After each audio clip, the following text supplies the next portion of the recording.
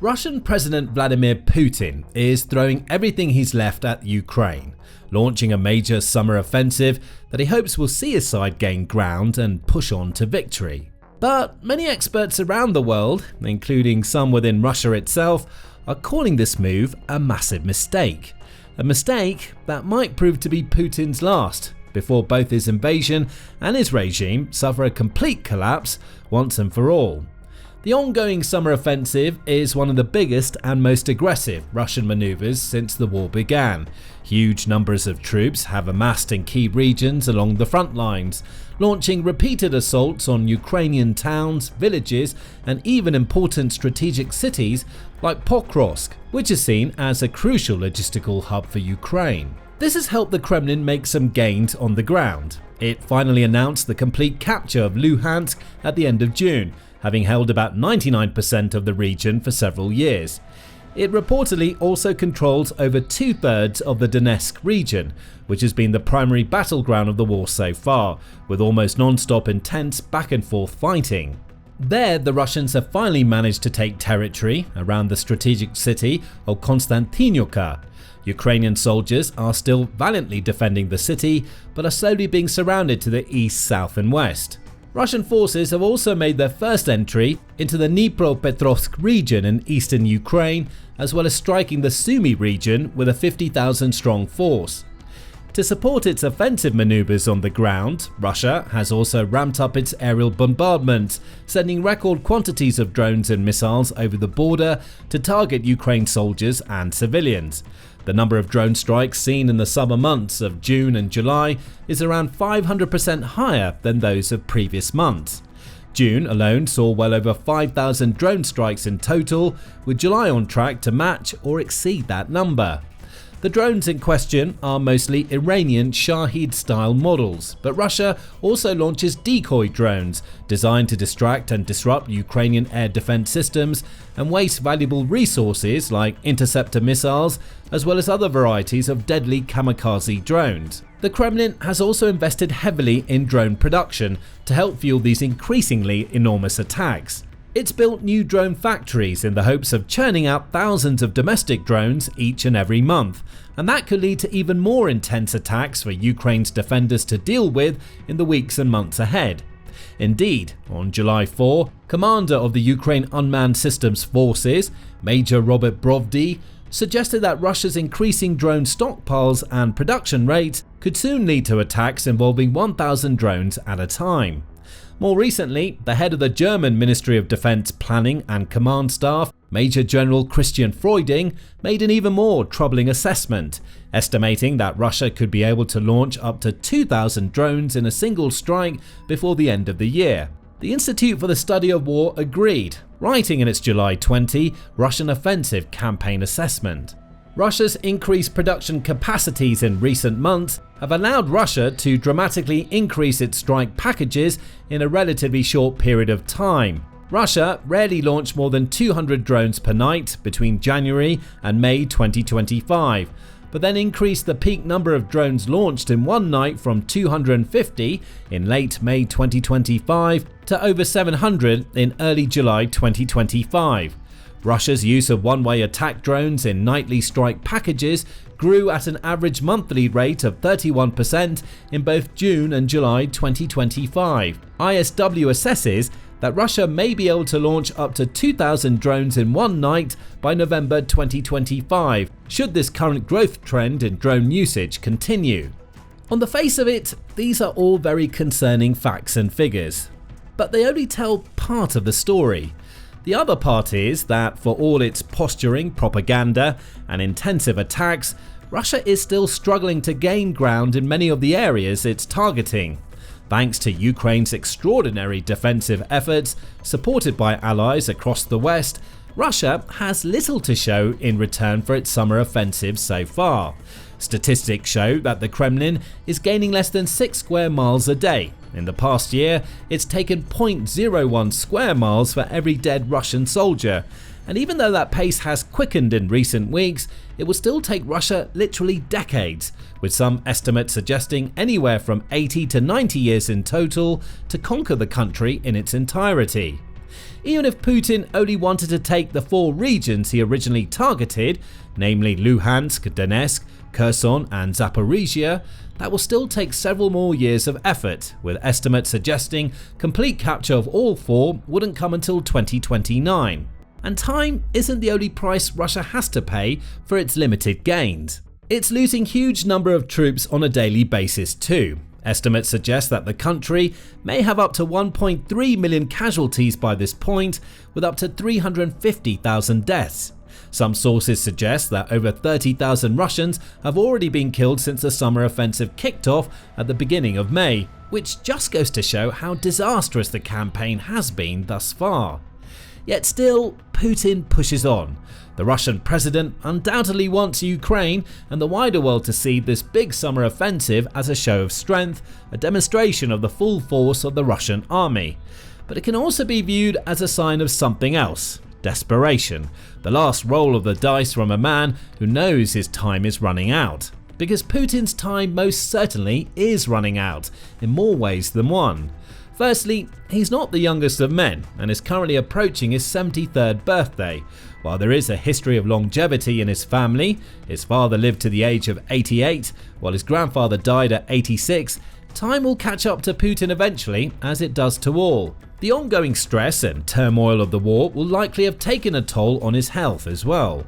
Plus, there have been widespread rumours and unconfirmed reports of the Russian leader struggling with some sort of chronic illness, with Ukrainian President Volodymyr Zelensky saying earlier this year, "He will die soon, that's a fact, and it will all be over," adding, "I'm younger than Putin, so put your bets on me, my prospects are better." However, more important than age is Putin's position of power, which is coming under increasing threat, according to various experts. And the longer the war continues without any sort of clear and definitive Russian victory, the greater that threat becomes, and the weaker Putin's position grows. Don't forget that when the war began, Putin reportedly assumed that it would be all over in a matter of days, that his forces would march through to Kyiv and raise a Russian flag, facing little resistance along the way. Perhaps he imagined a great victory parade, with vast crowds of Russians and Ukrainians alike cheering his name, cementing his legacy as the finest leader his land has seen since Peter the Great. But that didn't happen. Ukraine resisted, and continues to do so with all its might, and the war has developed into a bloody, costly mess for the Kremlin. The Russian economy has been crippled to the point where even Putin has admitted defeat and pledged to cut defense spending in 2026, and countless lives have been lost along the way. And it's worth remembering that those fallen soldiers were sons, brothers, husbands and fathers. They leave behind grieving families and friends in Russia, and the more Russians grieve, the more likely they are to turn their ire and resentment towards the Kremlin and onto Putin himself. While many won't admit it for fear of being punished by the state, there are, without a doubt, a lot of Russians who are deeply angry with the president for leading so many men to their deaths. His popularity will almost inevitably have declined, putting him in a precarious and almost impossible situation. Should he continue the war and keep on throwing all his resources at Ukraine, hoping that the brute force strategy will eventually pay off, no matter the cost? Or should he end it all, take a seat at the negotiating table, and do what he can to work out a deal that doesn't look too bad in the eyes of the Russian public and the wider world? It's a lose-lose dilemma for Russia's leader, and no matter what he does next, the situation is almost guaranteed to get worse for him. This was neatly summarized by independent open-source geopolitical analyst Paul Warburg in an interview with Jonathan Fink for Fink's Silicon Curtain political podcast. I think Putin might be sort of trapped in his war, because he's in sort of a position now where he's kind of damned if he does, damned if he doesn't. If he ends the war, that's going to create immediate short-term problems in Russia that might actually be more dangerous for his regime than continuing the war. But obviously, in the long term, the war is what's causing things to build up and potentially reach ahead. And so it's a very vulnerable position, and there's really no way out that Putin can say with 100% certainty, yeah, if I make this choice, my regime is going to survive. This is why the summer offensive is likely to prove Putin's biggest and perhaps last mistake before his ruinous reign comes to an end. He's committed everything to this attack, He's gone all in, throwing every drone, missile and soldier into Ukraine from as many different directions as he can, hoping that the pressure will take its toll and Ukrainian defences will finally fall. But, at least so far, that's not happening. Russia may be making gains here and there, but they're nowhere near big enough to lead the country to anything close to victory, and the losses are mounting up. And it's not just losses of lives. Russia has also had to wave goodbye to huge amounts of equipment too. That includes tanks, artillery systems, armoured vehicles, air defence systems, and even fighter jets. Ukraine has used its supplies of domestic weapons and NATO aid packages to take out countless Russian targets. While estimates vary, it's likely that thousands of tanks have been destroyed, combined with many more armoured and infantry fighting vehicles, rocket launchers, anti-aircraft guns, missile systems, engineering vehicles, artillery systems, radars, and so on. This has all been possible through Ukraine's smart, strategic use of its resources to counter Russian threats, as well as its expertly planned attacks on Russian soil, like the iconic Operation Spiderweb strike of July 1st. On the ground, the situation is so bad that Russia has had to rewrite its doctrine, keeping its tanks and armoured vehicles in reserve, deep within its territory, and instead sending troops into Ukraine on foot or on board simple civilian vehicles like motorbikes and quad bikes. This is supposed to be one of the mightiest militaries in the world, yet its troops are reduced to riding golf carts towards Ukrainian tanks. On top of that, Russian forces have also been spotted in recent days raiding Soviet-era storage facilities, attempting to bring rusty old tanks out of retirement. Some of these tanks are around 50 years old and utterly outdated by modern military standards, which shows how desperate the country is to bolster its ground forces. Then there are the countless drones and missiles that get shot down daily, each one representing tens or even hundreds of thousands of dollars completely wasted, failing to strike their targets or deal a single bit of damage. All those losses add up day by day, making Russia and Putin weaker and weaker. This was all supposed to be Russia's biggest attack, the push that could end the war, the beginning of the march to victory. Captured Russian officers have even admitted that Kremlin commanders have labelled the summer offensive as one last push to break Ukrainian morale and deal a final devastating blow to the country's military. This was echoed by the independent Russian military analyst Valery Shirayev in an interview with Russian news channel Redaktsiya, who stated, "Its goal is to destroy Ukraine's military potential, its army. If there is no army, the state would be defenseless. That in turn would allow Russia to achieve its objectives at long last. And as Putin himself has stated, those objectives extend far beyond the originally targeted territories like Luhansk and Donetsk. I've said it before, Russians and Ukrainians are one people. In this sense, all of Ukraine is ours. There's an old rule that wherever a Russian soldier sets foot, that's ours." But the summer offensive isn't working, at least not at the rate that Putin needs, because his days are quite literally numbered. The US President Donald Trump, who has shifted back and forth on his approach to the Russia-Ukraine conflict, recently announced a huge aid package for Ukraine, paid for by NATO allies, which will include all-important Patriot missiles and batteries to fend off aerial bombardments.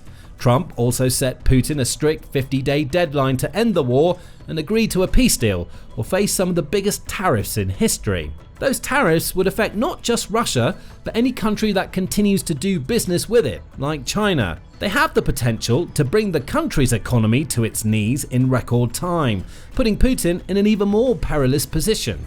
And the wealthy oligarchs that have surrounded and supported the Russian president for so long will without doubt be growing increasingly restless in the wake of Trump's latest threat. As Warburg notes, you also have oligarchs surrounding Putin who are obviously getting increasingly frustrated because they became oligarchs to become wealthy, to get easy money, not to, kind of risk everything they have in these foreign adventures. The analyst went on to say that the general Russian public too is likely to start losing faith in the war, becoming less willing to sign up and support Putin's ruthless quest for power, noting, "In so many ways, the regime is definitely fragile. We don't know exactly where that fracture point or that breaking point could be, but it can't last forever." And that in essence is the nub of the matter. This cannot go on forever. Something eventually has to give. Russia cannot maintain this level of intensity. It cannot keep on losing troops and equipment so quickly while gaining ground so slowly. It's not a viable or sustainable military strategy. And even though Russia has spent record amounts to keep the war going, money is running out and will continue to do so. So, try as he might to keep the invasion going, Putin cannot keep this up forever. Even his desperate attempt to recruit more soldiers by offering them huge one-off cash incentives is short-sighted and doomed to fail eventually. Eventually, the economy won't be strong enough to support that system, or morale will be so low across the nation that any young able-bodied individuals still left in Russia won't want to sign up, no matter how much money they're offered. At that point, the only option left for Putin to maintain the core of his army and achieve the target he himself set of 1.5 million active duty members would be forced conscription. That too has numerous downsides and could push a resentful, angry population into full-on revolt. This again leads back to the core concept that Putin is stuck between a rock and a hard place. In committing himself to the summer offensive, he's actually forced himself and his regime into a corner with no clear way out. And Warburg doesn't see a happy end in sight for the Kremlin leader. My thesis that I put forth in most of my videos is that it's going to get uglier and uglier and uglier and uglier.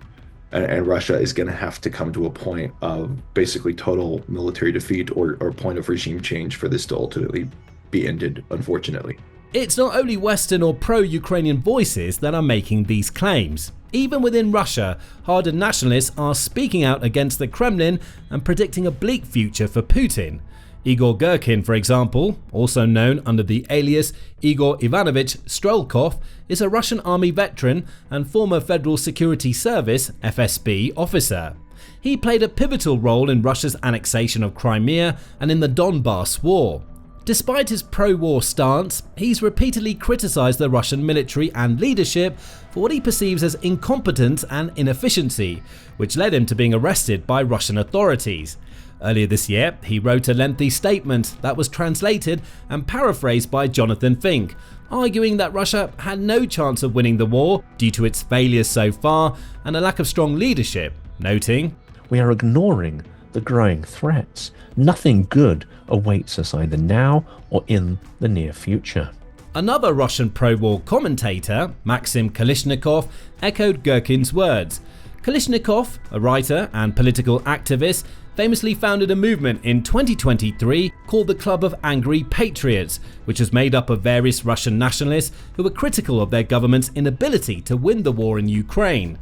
Earlier this month, in a video posted to his Telegram channel, Kalishnikov proclaimed that Russia knows it cannot win the war, suggesting that a truce or peace deal is the only way out. "I feel in my soul that the war might end somewhere in the vicinity of the North Caucasus. We don't have enough troops. We even throw the wounded who haven't been completely healed to the front. It's a scary problem. It's clear that, right now, there is a struggle to freeze the conflict. It's clear that Moscow sees that it can't win. Now, everyone is talking about a truce, yes?"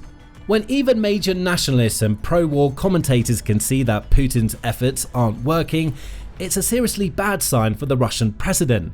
It shows just how far his status has fallen, how his image as a powerful and decisive leader has crumbled. Now, even to those who once saw him as a hero, he appears increasingly weak and desperate. And his final throw of the dice has zero hope of working out the way he wants. Ukraine's defences are too strong, and Russia's forces aren't strong enough to make the major breakthroughs they need.